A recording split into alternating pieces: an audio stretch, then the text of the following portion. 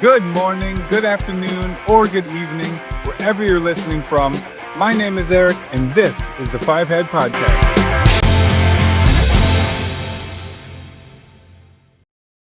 Welcome, everyone, to the 14th episode of the Five Head Podcast.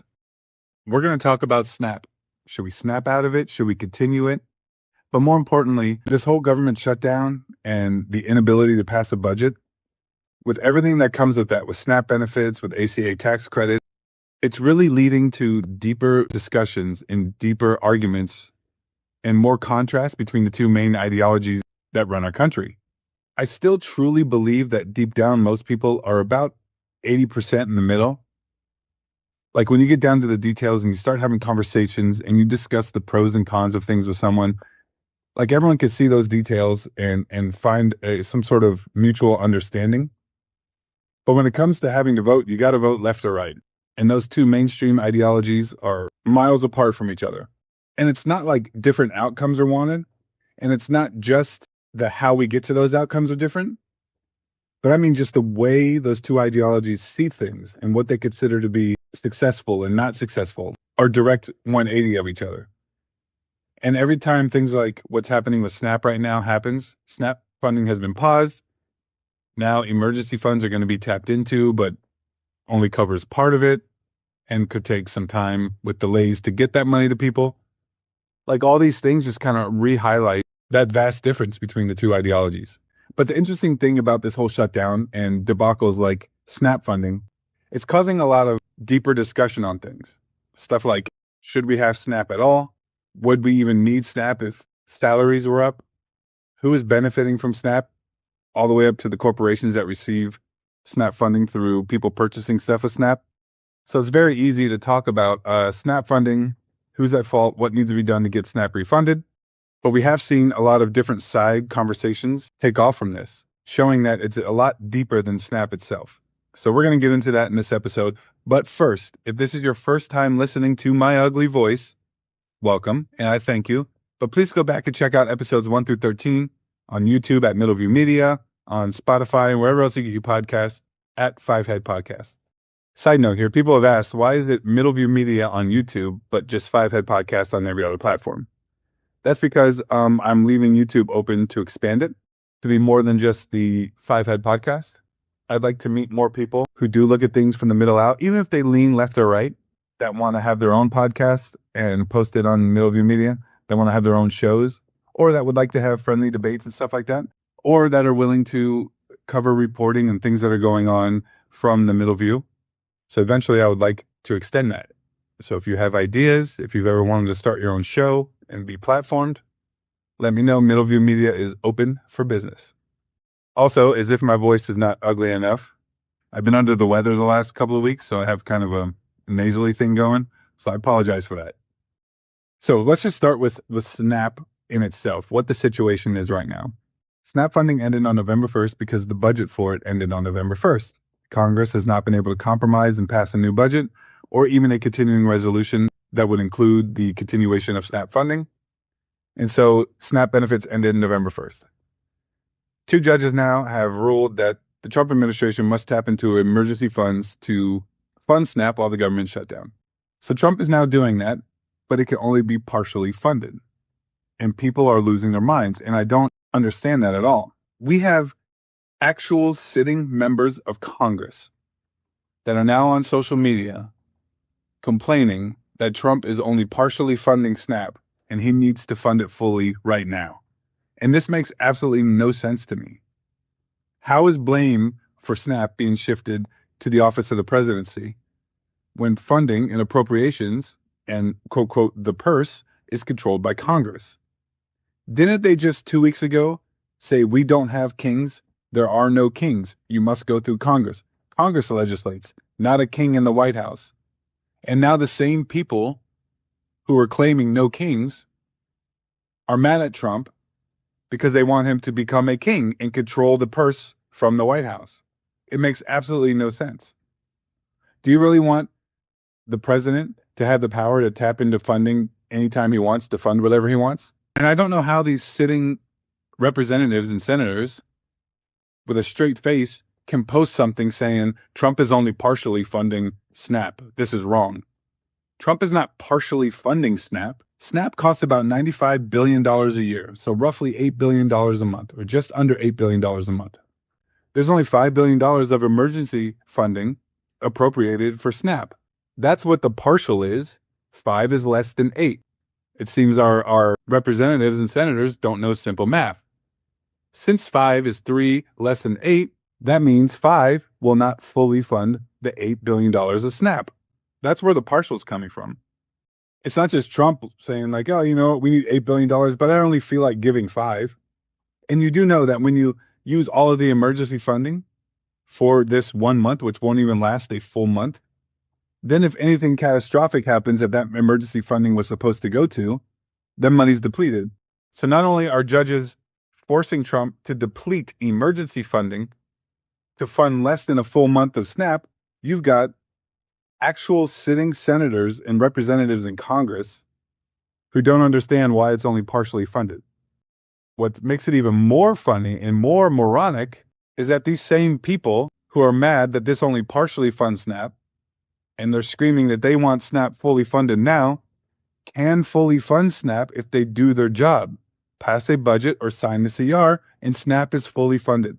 Not the king's job, your job. So now you're begging Trump to be a king and do your job for you because you can't do it, and then you're complaining about how he's doing it. It makes absolutely no sense to me, and I don't believe for the life of me these senators and representatives don't understand that. What's worse, in my opinion, is that they think so lowly of their voters to lie like that. They think their voters are going to believe partial is just because Trump's being a jerk and not because the money is actually not there. They think the voters are stupid. That's worse to me than if they were stupid themselves. Now, is there other funding that can be used to help fully fund SNAP benefits? Hypothetically, funding from Section 32 of the Child Nutrition Program Fund, which holds unused tariff revenues earmarked for child nutrition, but it can be transferred to the broader USDA nutrition needs under Section 32E2 of the Agricultural Adjustment Act. There's roughly $30 billion of unused tariff revenue in Section 32 of the Child Nutrition Reserve. Which is kind of funny because the tariffs that Trump has placed that everyone's complained about has led to $30 billion in unused money that can help fund SNAP. Also, though, the issue with doing that, it could cause gaps in funding for child nutrition programs later in a fiscal year. So budgets don't get worked out, or if the next budget continues with the same fiscal year funding for like WIC, and they deplete the emergency funds for WIC now to pay for SNAP, then those emergency funds aren't there if something goes wrong with WIC later on in the year. Now, the courts can still force Trump to do that, but his administration has a right to defend against using up WIC emergency fundings to fund SNAP now, which all just equates to a delay in SNAP funding either way. So we're going to tap into emergency funds to fund SNAP, but it could take weeks, even months in a legal battle to get those funds actually out to the people who need it, when if they would just sign the CR, funding would continue like normal. Or come up with a new budget, whatever the case. And I'm not blaming Democrats or Republicans specifically. I'm blaming both of them. Obviously, Democrats are not going to sign the CR, but Republicans are also not going to budge on that or compromise. This shutdown seems to have no end in sight. With the holidays coming up, this could go to January. And by the time the legalities of using this emergency funding gets to the courts and is made available for them to actually give to the people who need it, could be a couple months. Anyway, there's other funding under the USDA. And when you look it up, there's about $5 to $10 billion of like various pots, surplus from farm support, etc. So in total, there's $30 to $40 billion of emergency funding that can be expelled to fund SNAP. And that will last, 5 months at the current SNAP funding costs? So the point I'm making is if you want SNAP to be fully funded, you need to pass a budget in Congress because, like you said, we have no kings. So Congress needs to stop being children, find a way to compromise, and pass a continuing resolution or an all-new budget so these things get funded fully. And of course, like I mentioned in the last episode, the other option is for states to step up, fund their own SNAP programs. To me, this makes the most sense over the long term anyway, because this is showing us what socialism on the federal level would be. When it comes to SNAP, The government controls the means of production. This is what socialism is. People have been taking this SNAP funding shortage as an opportunity to go after billionaires. But the thing is, the money is there. The money is not the problem. You could tax billionaires at 100% today, and SNAP funding would still not be going out right now. The problem is the bureaucracy that's holding the funding up. They claim there's 42 million people who are going to quote, quote, starve because SNAP funding has stopped. But the money for SNAP funding is sitting there. Every week when you get paid, or 2 weeks when you get paid, or twice a month, or once a month that you get paid, those taxes are being taken out of your paycheck, government shutdown or not. So trillions of dollars are sitting in coffers right now while 42 million people starve. That's what socialism does. It's not this utopia that all this money is there and everyone's just going to be fed by the government. If the government can feed you, they can delay funding so you starve. And that's exactly what's happening now. But if the states were to fund their own SNAP programs, then this wouldn't even be an issue. And some states are doing so. They've created parallel programs to SNAP to help make sure the people in their state that truly need it are getting the food assistance they need. In the immediate term, all states have to do is borrow money from their other budget items. In the long term, they develop their own SNAP program with their own criteria and get it on the ballot so the people can vote for it. And cost of living is different no matter where you are in the country. So if the states run it, they can cater it to the needs of their state. For example, if you live in Alabama and make $50,000 a year, you could probably live off that and you wouldn't need SNAP benefits. However, if you live in California and make $50,000 a year, you may need SNAP benefits. And if it was ran on the state level, a state like California could decide if they want to that anyone making less than $1 million a year is eligible for SNAP benefits. Get it on the ballot, let the people vote for it, and if that's what the people of that state want, that's what they get. But when the states get to control it, then 42 million people who need food assistance are not held hostage by 500 people in Congress who can't pass a budget. So in the immediate term, states can help on their own, and in the long term, they could take that power away from the federal government and fund their own SNAP programs. And that may be the best way to go, because I'm not sure the federal government even wants to continue the SNAP program at all. And I mean both parties. If it mattered that much to Democrats, they would sign the CR, so SNAP funding is not paused anymore, and try to work out deals for the overall budget and the health credits and all that stuff during the continuing resolution. And obviously, for the GOP, if SNAP is a priority, they compromise with the Democrats in order to pass a CR that everyone can agree on, or a all-new budget that everyone can agree on. Or they would end the filibuster and pass whatever they wanted to on their own, which may not include SNAP anyway, because many Republicans have shared the sentiment that the SNAP program is being abused altogether. That some people with disabilities need SNAP, but they believe the majority of people on SNAP are just lazy and refusing to work.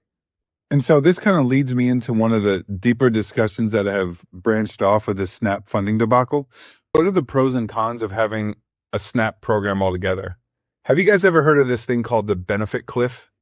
The benefit cliff is a certain amount of money that one can make that they lose all of the subsidies and benefits that they would get for making less than that.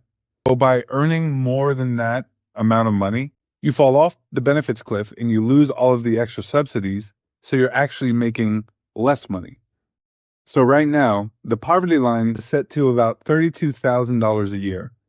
So if you make $31,000 a year, you're considered to be living in poverty in the U.S.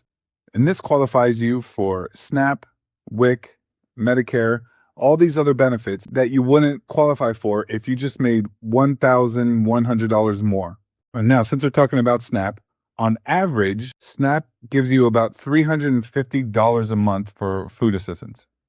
Now, it's going to be more than that for some states with higher cost of living. The low is about $200 a month. The high is about $1,800 a month. So on average, it's about $350 a month, which comes out to $4,200 a year. Effectively putting your salary from $31,000 a year to over $35,000 a year, and $4,200 of that being tax-free. That's a great benefit. Then you factor in like Medicaid, Part D and B, and different Medicare programs that help subsidize healthcare costs for people who make below the poverty line. That's anywhere from like $500 to $1,000 a month of a tax-free benefit. So now you're making $31,000 a year, but with just those two benefits alone, you're making closer to $47,000 a year with 16,000 of those dollars being tax-free. But if the company that you work for, say Walmart, for example, instead of paying you $31,000 a year salary, gave you a $12,000 a year raise, $1,000 more a month to put you at $43,000 a year, that's effectively still less spending money than continuing to earn $31,000 a year with $16,000, $17,000 in a tax-free benefit. Also, if you live in a state like Virginia, we have a car tax every single year. So this car tax is not when you buy the car, you pay a sales tax. No, this is a property tax just like our house. Each year, the value of our car is assessed by the state, and then they charge you a percentage of that value as a tax. However, if you make below the poverty line, you get that tax waived. Now, we have 2 cars in our household, and that tax every year is somewhere between $900 and $1,300. So that's another $1,000 a year tax-free benefit if you make below the poverty line. So that's what's referred to as the benefit cliff. The more you make, the less tax-free benefits you get. And there's a sweet spot in there that makes it better for you to actually earn less money because you get more benefit. So the argument around that and the debate around the benefit cliff is, if we didn't have mandatory benefits like this, like SNAP and WIC and Medicaid and Medicare subsidies for people who make less money, if all of that was taken away and they had to just live off what they got as a salary, maybe they wouldn't work for such a low salary. Maybe they can demand higher pay, and then they wouldn't need SNAP funding and all that stuff anyway. And I know that's an unpopular opinion, but most people, when they argue we need SNAP funding, they say it's because there are people on disability and children who have parents on disability that can't afford food for themselves. And to me, that's exactly what programs like SNAP and WIC are designed for. And then you have people that are arguing, but it's being taken advantage of by able-bodied people who are just refusing to better themselves and get better jobs so they don't need SNAP funding. And this kind of goes back to the pandemic. When everything shut down, the criteria for SNAP was lowered. The criteria for WIC was lowered. The criteria for healthcare subsidies was lowered. So more people making more money were qualifying for these benefits. And to me, that's kind of helped deepen the line of the benefit cliff. Because the example I brought up before about $31,000 a year, that's the poverty line. But SNAP, WIC, Medicaid, Medicare subsidies have all been extended to people with even higher incomes. So that's why with the One Big Beautiful Bill, they're trying to reel in the criteria for SNAP and WIC and some of these other programs. They're trying to bring it back to the pre-pandemic levels. Side note, because I know we're talking about SNAP, but these ACA tax credits that have just expired, those aren't original ACA tax credits. Just like the criteria for SNAP and WIC and all that stuff was changed during the pandemic, so were the subsidies for the ACA healthcare plans. The subsidies are thanks to the American Rescue Plan and the Inflation Reduction Act, which enhanced ACA subsidies to help lower costs. So the costs that we're all going back to in 2026 are original ACA costs. That's how expensive ACA has become. But anyways, I digress. So the argument on one side is that maybe we should not have these kind of programs. Therefore, people will demand more money for the work that they're doing, so there's no need for SNAP. There's also an argument now that's developed from the delay in SNAP funding that this is the fault of big corporations who are not paying people enough money to live off of, therefore they need SNAP. And this is a very interesting debate because you kind of have to get into the weeds of it to argue for that or against that. Like in general, it's easy to say a corporation like Walmart, who posts billions of dollars in profit, should simply pay their employees more and then they wouldn't need SNAP in the first place. And I think that's part of the reason why Democrats haven't signed off on the CR and are happy to kind of let this go a little bit because they're able to push that narrative and highlight that as well. The owner of Walmart makes a couple $1 billion a year while his or her employees qualify for SNAP. But they actually only qualify for SNAP because the criteria for SNAP was lowered through the pandemic. And see, this is the weeds that I'm talking about. This is a play on semantics and a play on numbers to go after big corporations like Walmart. And I'm not defending Walmart at all. I don't care about Walmart or their owner. I don't care if the owner goes from making billions to $0. I don't care at all. However, Walmart is not necessarily not paying people enough to not need SNAP funding. Do you remember when people were talking about the minimum wage needs to be up to at least $15 an hour so people can have a livable wage? Do you know Walmart's average salary on their lowest level is $15 an hour? The average salary for the mid-level Walmart employee is between $50,000 and $70,000 a year.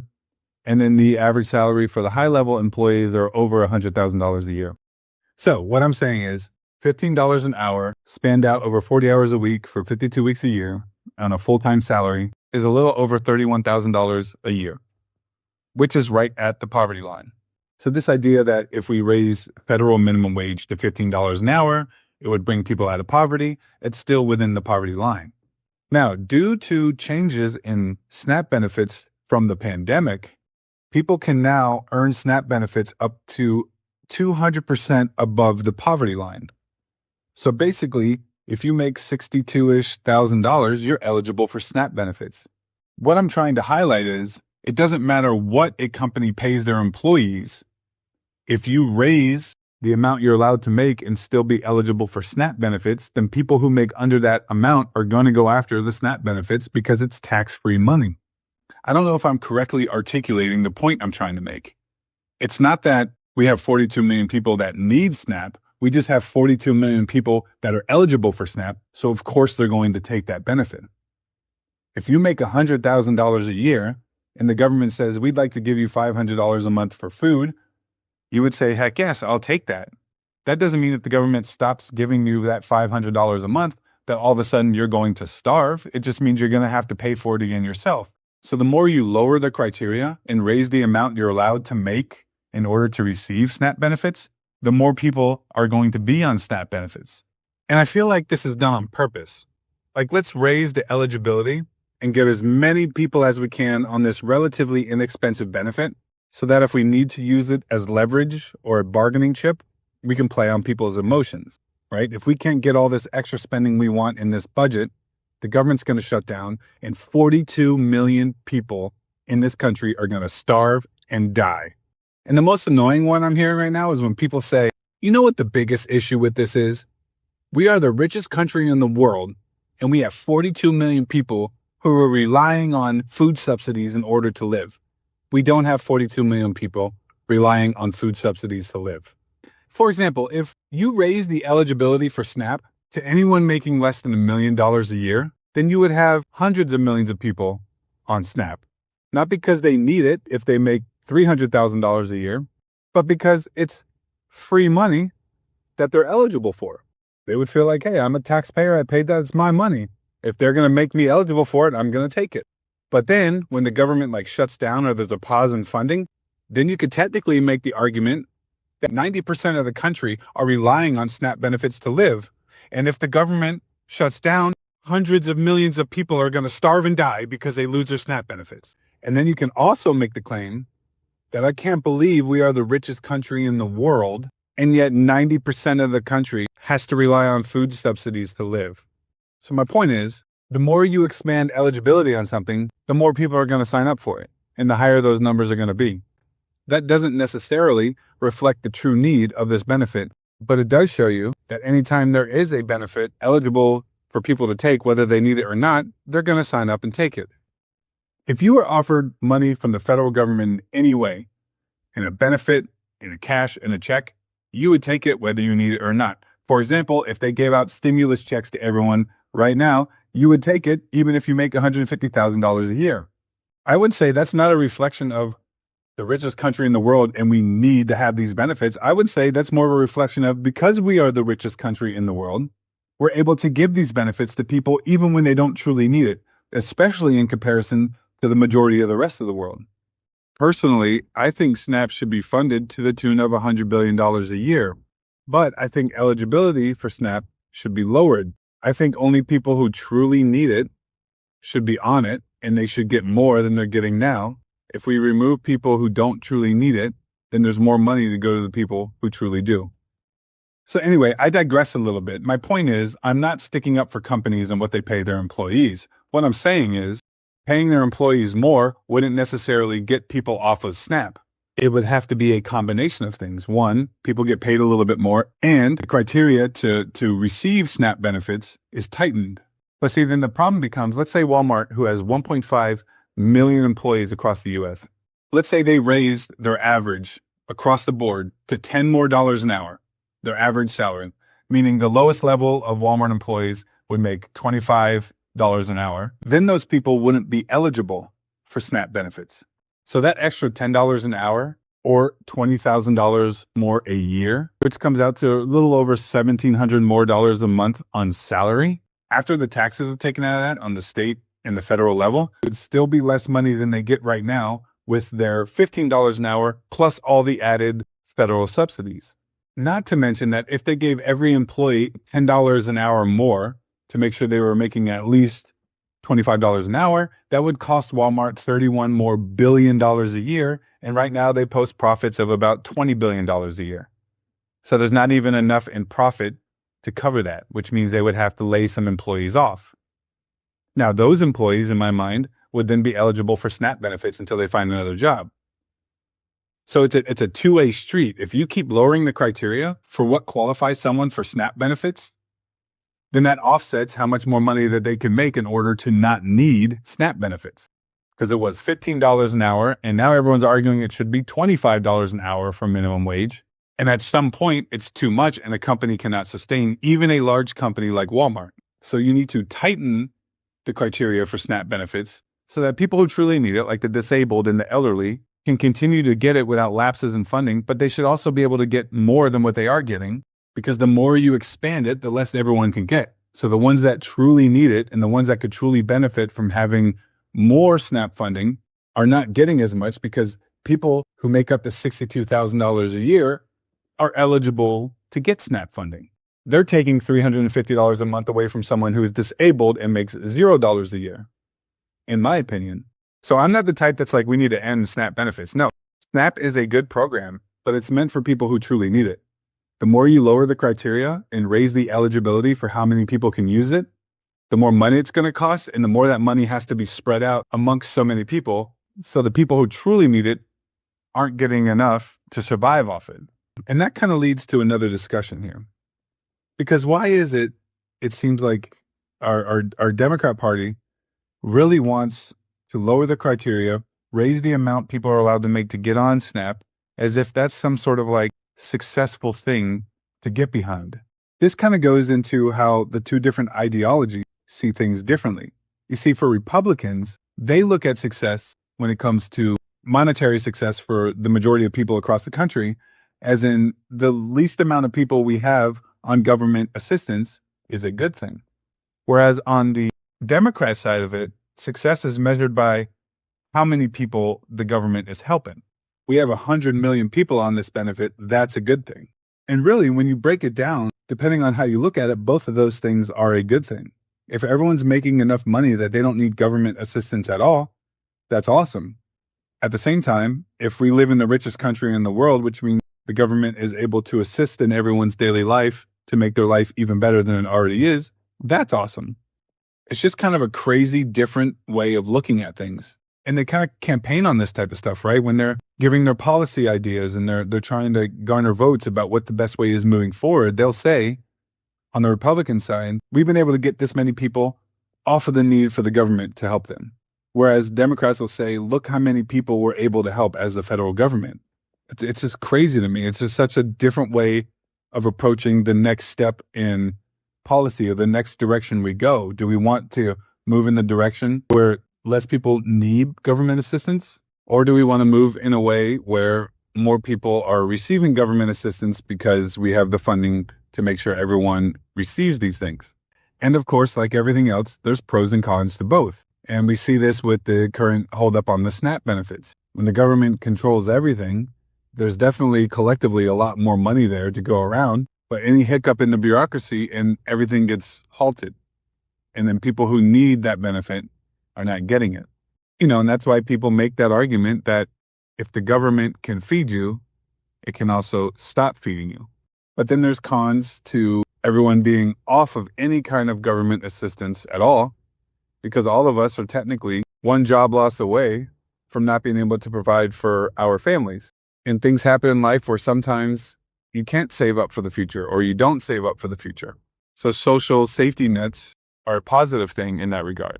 But it is interesting to see that the measure of success between the two different ideologies are direct 180s of each other. If we lowered the criteria to qualify for SNAP, there'd be less people on SNAP. And Republicans would see that as a positive thing. There's less people who are reliant on the federal government to eat. That means there's more people who are able to make sure they can feed themselves and feed their family themselves. And for Democrats, that would be a bad thing to have less people on SNAP, because to them it means there are less people getting assistance than truly need it. And the sweet spot is usually somewhere in the middle.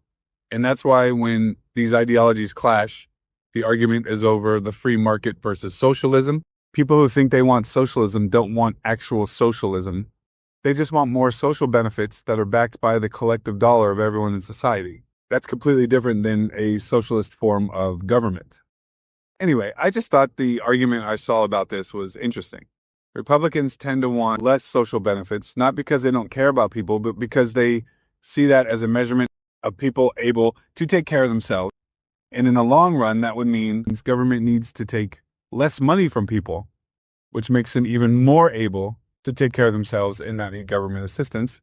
Whereas Democrats believe, you know what, we need to raise taxes across the board anyway to always provide the government assistance for people, because that's the measurement of success, that we as a country are caring for each other. So where do you stand on that debate? For me, it's kind of a mixture of both. I think the government needs to stop nickel and diming everyone. I think the government needs to cut taxes so we all have more money to take care of ourselves. But that taxes are also important to make sure that we do have safety nets when it's truly needed. Anyways, that's the episode for this week. I hope you enjoyed it. If you have any questions, comments, concerns, debates, let me know in the comments and I'll try to address it in the next episode. Or you could email me at eric.middleviewmedia@gmail.com.